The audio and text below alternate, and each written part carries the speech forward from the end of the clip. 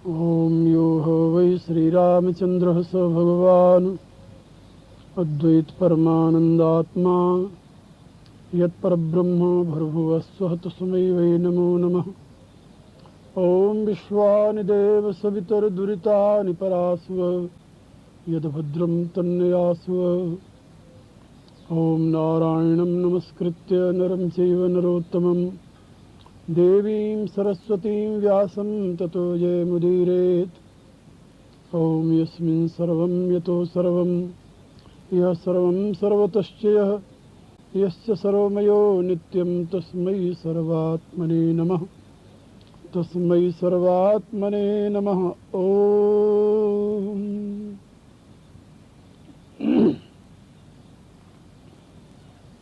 परावर रूप में उपस्थित मेरी प्रियात्माओं, शाश्वत सनातन हिंदू धर्म के संबंध में बहुत सी बातें पहले आप लोगों को बताई गई है और यह भी समझाया गया है कि दर्शन और नीति, जिसे शास्त्रीय भाषा में श्रुति और स्मृति कहते हैं, उसके प्रकाश में ही शाश्वत सनातन धर्म की प्रतिष्ठा हुई है। यह धर्म किसी देश, जाति, व्यक्ति, समाज, राष्ट्र की सीमा में आबद्ध लोगों के लिए ही नहीं है। यह धर्म मानव मात्र के उत्थान की प्रक्रिया का अवबोधन कराता है। मानव से संबंधित धर्म है ये, क्योंकि मानवीय जीवन में जिन साधनों की उपलब्धि हुई है, उन संपूर्ण साधनों के प्रयोग की विधि इस धर्म में बताई गई है। आप अपने शरीर, इंद्रियां, मन, बुद्धि आदि का प्रयोग करते हुए ही अपने जीवन के लक्ष्य तक पहुंच सकते हैं। इनमें से किसी एक का भी त्याग करके आप अपने जीवन के यथार्थ लक्ष्य की ओर अग्रसर नहीं हो सकते। ये बात याद रखिए। हमारे यहाँ पूर्व के महर्षियों ने हमें उपदेश दिया है, शरीर माध्यम खल धर्म साधनम। शरीर जो है यही धर्म का आदि साधन है। गोस्वामी तुलसीदास जी ने भी ये बात कही, तन बिनु भजन वेद नहीं वर्णा। बिना शरीर के किसी भी प्रकार की सेवा, साधना, उपासना नहीं हो सकती। गोस्वामी जी ने तो इसे साधन धाम मोक्ष कर द्वारा भी घोषित किया है। यह मानव शरीर साधन का ही धाम है और मोक्ष का दरवाजा है। उनकी ये घोषणा है कि पाए न जो परलोक समारा, इस मनुष्य शरीर को प्राप्त करके जो अपने भविष्य को उज्जवल नहीं बना सका, सो परत्र दुख पावे सिर धुन धुन पछताए, काल ही कर्म ही ईश्वर मिथ्या दोष लगाए। ऐसा व्यक्ति तो यहाँ और इसके पश्चात भी केवल पश्चाताप का ही भाजन बनता है। और ऐसी स्थिति में वह दोष किसके ऊपर लगाता है? काल के ऊपर, कर्म के ऊपर और ईश्वर के ऊपर। वो सोचता है कि हमारा समय ठीक नहीं था, इसलिए मैंने अपने साधनों का सदुपयोग नहीं किया। हमारे भाग्य में नहीं था, इसलिए हमने अपने साधनों का सदुपयोग नहीं किया। हमारे ऊपर ईश्वर की कृपा नहीं थी, इसलिए हमने अपने साधनों का सदुपयोग नहीं किया। और आप लोग जानते हैं कि ईश्वर की कृपा न होती तो ये मनुष्य शरीर उपलब्ध भी न होता, क्योंकि मनुष्य से इतर जितनी योनियां हैं, उनमें कोई भी ऐसी योनि नहीं है जिसमें ये जीव अपने संकल्पानुसार किसी शुभ कर्म का अनुष्ठान किया हो। अभिप्राय ये कि आपको जो मानव शरीर मिला, ये आपके शुभ कर्मों का ही परिणाम है, ऐसा नहीं कहा जा सकता, क्योंकि मानव इतर योनियों में शुभ कर्म करने की व्यवस्था ही नहीं है। तो आप किस योनि में शुभ कर्म किए जिसके परिणाम में आपको मानव शरीर मिला? अभिप्राय ये कि ये मानव शरीर तो प्रभु की कृपा का ही प्रसाद है। कबहु करि करुणा नरदेही, देत ईश बिन भेद स्नेही। वह अकारण करुणा वरुणालय भगवान स्वयं करुणा करके इस जीव को यह मनुष्य शरीर प्रदान किया है। ये उसके दिव्य विद्या है। यदि वैज्ञानिक दृष्टि से देखा जाए तब भी एक सेल के प्राणी अमीबा से विकसित होता हुआ यह मानव शरीर तक पहुंचा है। ये व्यवस्था किसकी दी हुई है? परमात्मा की, उस परमेश्वर की, उस सच्चिदानंद की। इसलिए इसमें इस जीव का कोई पुरुषार्थ नहीं रहा है। वह तो एक योनियों से दूसरी योनि में ही जाता रहा है और इसी क्रम से वह मानव शरीर तक पहुंचा है। तो यह मानव शरीर परमात्मा की कृपा का ही प्रसाद है।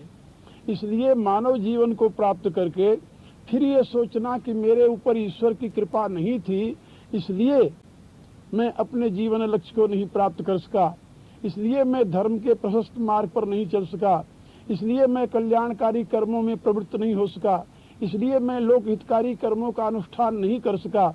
ये केवल एक भ्रांति मात्र है, अज्ञानता मात्र है, व्यामोह मात्र है। इसके पश्चात अब आई आपके कर्म की बात। कर्म जिसे आप भाग्य कहते हैं, किसी के भाग्य में जो कुछ भी लिखा हुआ होता है वह उसके कर्मों का ही परिणाम होता है।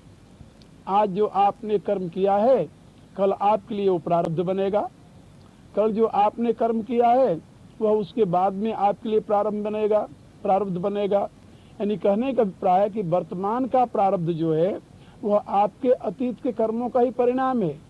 यहाँ एक शंका हो सकती है, पहले तो मैं ये बता रहा हूँ कि कर्म के परिणाम में मनुष्य शरीर नहीं मिला, फिर कहता हूँ कि आपका वर्तमान आपके अतीत का परिणाम है। इसका अभिप्राय क्या? इसका अभिप्राय ये है कि सर्वप्रथम जो आपको मानव शरीर प्राप्त हुआ वह आपके कर्मों से नहीं मिला, वो तो प्रभु कृपा से ही प्राप्त हुआ था।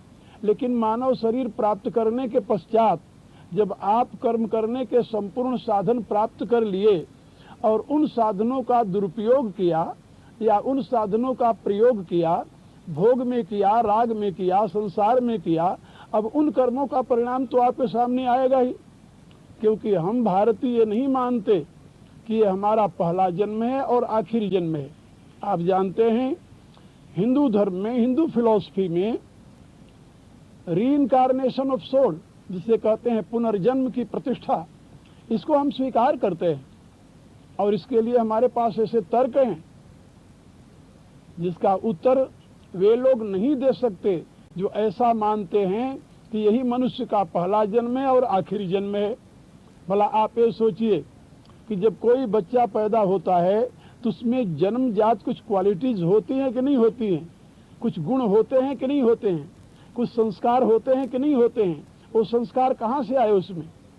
यदि उससे पूर्व में उसका कोई जन्म ही नहीं हुआ था, उसने इस संसार में रहकर कोई जन्म किया ही यानी कर्म किया ही नहीं था, तो उसमें वो संस्कार कहाँ से आए?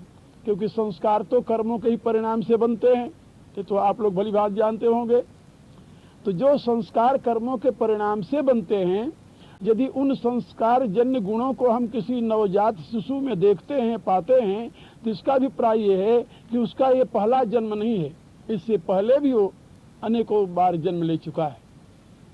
और हम तो ये भी कहते हैं कि ये जीव केवल एक योनि में नहीं 84 लाख योनियों में भटकता हुआ फिर मनुष्य शरीर में आया है और मनुष्य शरीर में आकर के भी कई बार इस मनुष्य शरीर को पाया है और खोया है। इसलिए प्रारब्ध जो आपका है वह आपके कर्मों का ही परिणाम है, वह किसी परमात्मा का दिया हुआ, किसी अन्य का बनाया हुआ नहीं है। तो जब आपका कर्म ही ऐसा रहा है तो उस कर्म में आपको सत्पथ पर चलने की प्रेरणा कहाँ से प्राप्त होती? इसलिए ईश्वर को दोषी ठहराना, भाग्य को दोषी ठहराना, ये अबोधता है, अज्ञानता है। अब रही बात काल की, समय मेरा खराब था लोग कहते हैं। आप जानते हैं काल एक ऐसा तत्व है जो सुकृति पर आधारित है।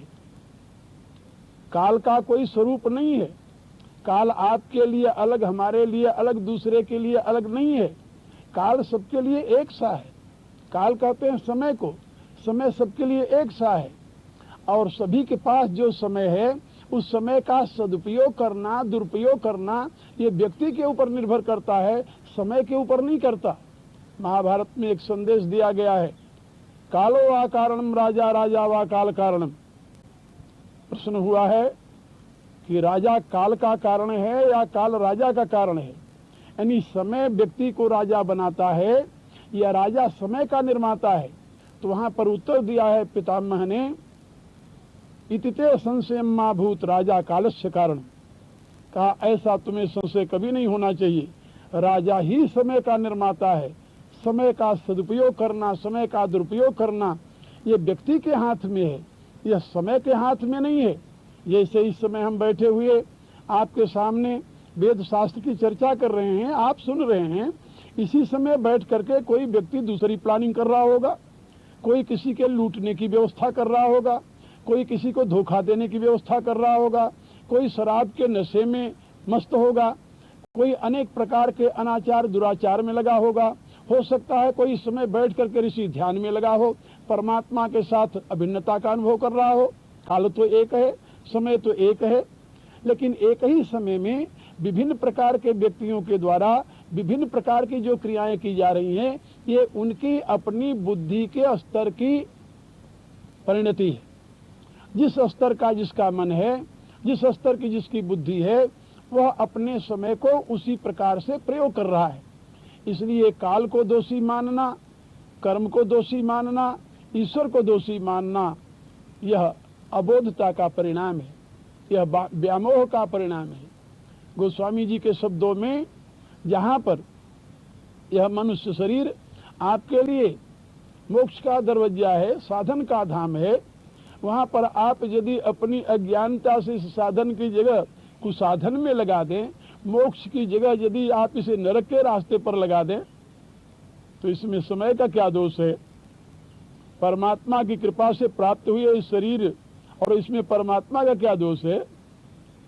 इसमें आपके भाग्य का क्या दोष है? तो आपकी अपनी करनी का परिणाम है। इसीलिए गोस्वामी जी ने एक बात और समझाई है कि यह मानव शरीर स्वर्ग नरक अपवर्ग निशेनी ज्ञान विराग भगत शुभदेनी। आप इस मानव शरीर को स्वर्ग के रास्ते पर लगा सकते हैं, नरक के रास्ते पर लगा सकते हैं, अपवर्ग मोक्ष के रास्ते पर लगा सकते हैं। इसी शरीर से आप ज्ञान वैराग्य युक्त भक्ति को प्राप्त कर सकते हैं, जो स्वर्ग नरक अपवर्ग तीनों से परे है। भगवान की भक्ति ये अपवर्ग से भी परे है। इसीलिए गोस्वामी जी ने लिखा, सगुण उपासक मोक्ष न लेहि, तिनकहु राम भगत निज देहि।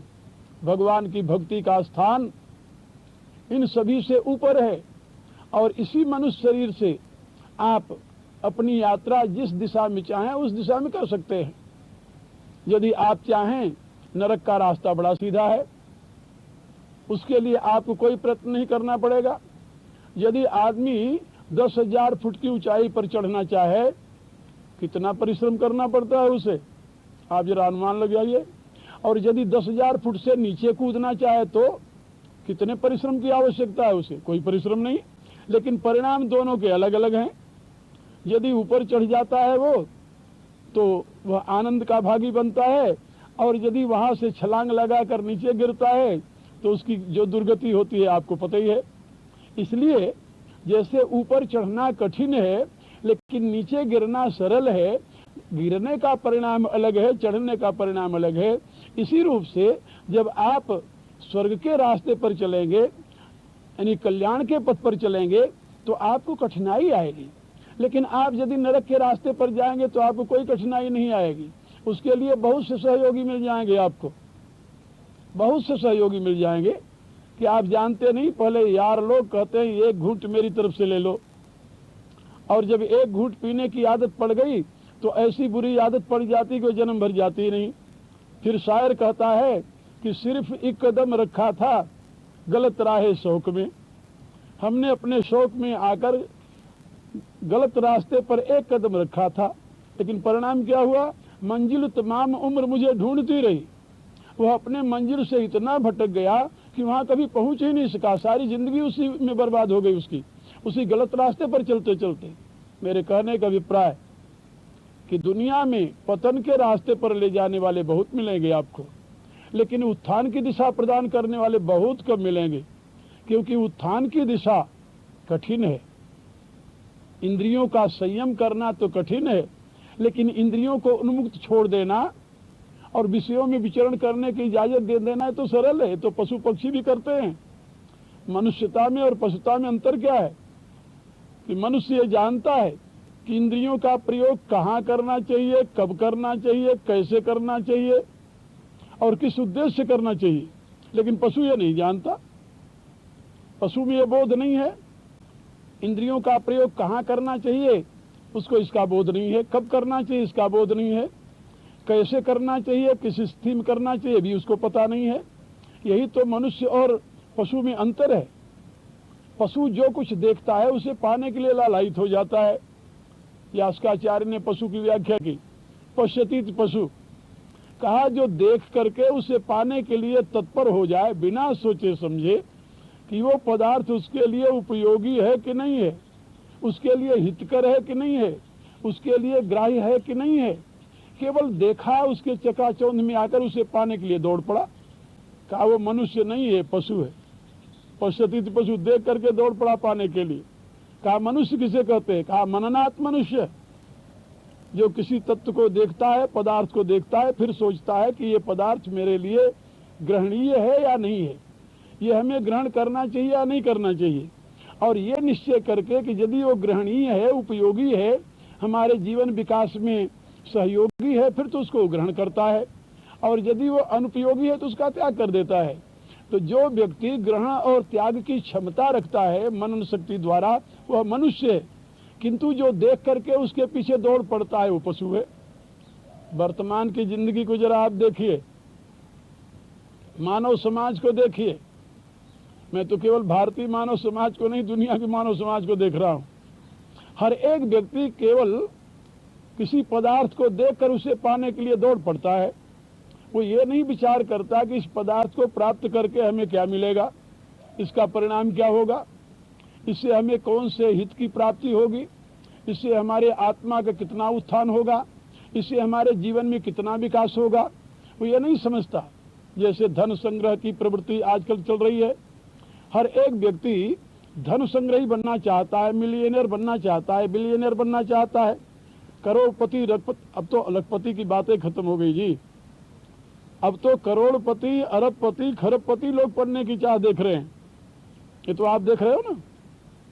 और उसका परिणाम क्या हो रहा है कि अंधाधुंध उस दिशा में प्रयत्नशील हैं, उसके लिए न करने योग्य कर्मों को करते हैं। उन कर्मों के करने के पश्चात जो उनको मिलता है उसको पाकर दुखी होते हैं। ये नहीं कि उसको पाकर सुखी हो गए हो, ऐसी बात नहीं। उसको पाकर दुखी होते हैं, लेकिन दुखी होते हुए भी उन पदार्थों के त्याग में उनकी रुचि नहीं होती। ये है मनुष्य के पतन का रास्ता, जो बिना विचारे किसी पदार्थ को प्राप्त करने के लिए लालायित हो जाता है। यही पशुता है। तो मैं आप लोगों को केवल ये बता रहा था कि ये मानव शरीर चाहे आप नरक के रास्ते पर लगा दें, ये आपको नरक की दिशा प्रदान करेगी, इसमें कोई संदेह नहीं। तुलसीदास जी के वचनों में ये स्वर्ग, नरक, अपवर्ग, निशेनी, ये निशेनी है। निशेनी माने सीढ़ी है। ये जैसे सीढ़ी को उठाकर आप किसी भी जगह लगा दें, वहीं आप चढ़ जाएंगे। वो कहते हैं कि अपने शरीर रूपी सीढ़ी को तुम नरक के रास्ते पर लगा दो, वहां पहुंच जाओगे आराम से। तो स्वर्ग के रास्ते पर चाहो लगाना, वहां पहुंच जाओगे। स्वर्ग का रास्ता भी बहुत सुंदर है कठिन थोड़ा, त्याग का रास्ता है, तप का रास्ता है, संयम का रास्ता है। स्वर्ग का रास्ता उतना सरल नहीं जितना नरक का रास्ता सरल है। संसार के पदार्थों में जितने आप निरत रहते हैं, आसक्त रहते हैं, आबद्ध रहते हैं, इतनी सुविधा से आप परमार्थ के पदार्थों में अनुरक्त नहीं हो सकते। स्वर्ग की प्राप्ति के लिए भी आपको त्याग करना पड़ता है। स्वर्ग की प्राप्ति का साधन बताते हुए गीता के 9वें अध्याय में भगवान ने कहा है, त्रैविद्या सोमपाह पूत पापाह यज्ञैहिष्ट्वा स्वर्गतिम प्रार्थयन्ते ते पुण्यमासाद्य सुरेंद्रलोक मसनंत दिव्यान दिव्यदेव भोगान। अभिप्राय ये कि जो त्रय विद्या के प्रकाश में, वेदत्रयी के प्रकाश में यज्ञानुष्ठान करते हुए सोमपान करते हैं, जो अपने आप को यज्ञानुष्ठान द्वारा पवित्र बना लेते हैं, ऐसे पुण्य आत्मा स्वर्ग के सुख को प्राप्त करते हैं। स्वर्ग का सुख इतना सरल नहीं है जैसे कि आप लोग समझते हैं। चोरी करे निहाय की, दे सुई को दान, ऊंचे चढ़ को देखता केतिक दूर विमान। कहा दान देने से स्वर्ग मिलता है, कहा निहाय कहते हैं आयरन को, जो लोहार का वो बड़ा सा लोहे का आधार होता है जिस पर वो सारे अपने यंत्रों को बनाता है, कहा उसकी तो चोरी की, कबीर कहते हैं। और दान दिया सुई का, और फिर ऊंचे चढ़कर देख रहा है कि अभी स्वर्ग से तो विमान आया ही नहीं मेरे को लेने के लिए, क्योंकि शास्त्रकारों ने लिखा है कि दान दोगे तो विमान आएगा, स्वर्ग में ले जाएगा। यानी मेरे कहने के प्राय कि अपने दैनिक कर्मों को देखिए कि उन दैनिक कर्मों में कितने कर्म आपके अज्ञात्मक हो रहे हैं, कितने कर्म आपके भोगात्मक हो रहे हैं, और कितने कर्म आपके अज्ञानात्मक हो रहे हैं। क्योंकि अज्ञान के द्वारा किया हुआ कर्म भोग भी नहीं देता, वो तो परिणाम में दुख ही देता है। यदि आप यज्ञात्मक कर्म करते हैं तो आपको स्वर्ग मिलेगा, इसमें कोई संदेह नहीं है। यदि आप भोगात्मक कर्म करते हैं तो उसमें भी संदेह है कि भोग आपको प्राप्त होगा कि नहीं होगा। अब इसका निर्णय आप स्वयं कर सकते हैं और अपनी तरफ देखिए। मेरे कहने का प्राय कि स्वर्ग का रास्ता इतना सरल नहीं है, लेकिन आप मनुष्य हैं और आप कठिन रास्ते के ही अभ्यस्त हैं। आप जानते हैं ना, पशु का बच्चा जन्मते ही थोड़ी देर पश्चात अपने आप उठने लगता है, लेकिन आप जन्मते तो नहीं उठे, आपको उठकर बैठने में कितने महीने लगे थे, कल्पना कीजिए। और बैठकर चलने में कितने महीने लगे थे, खड़े होने में कितने महीने लगे थे, फिर कितने वर्ष बाद आप दौड़ने लगे थे, ये तो आप स्वयं जान सकते हैं। तो जैसे मनुष्य हर एक कठिन काम को करता है और उसके लिए हर एक मार्ग कठिन है, लेकिन वो अपने साधनों से उसे सरल बना लेता है, समाज के सहयोग से उसे सरल बना लेता है। समाज के साथ उसका इतना घनिष्ठ संबंध है, समाज के ऊपर उसका इतना जीवन आधारित है कि समाज के सहयोग के बिना वो खड़ा ही नहीं हो सकता।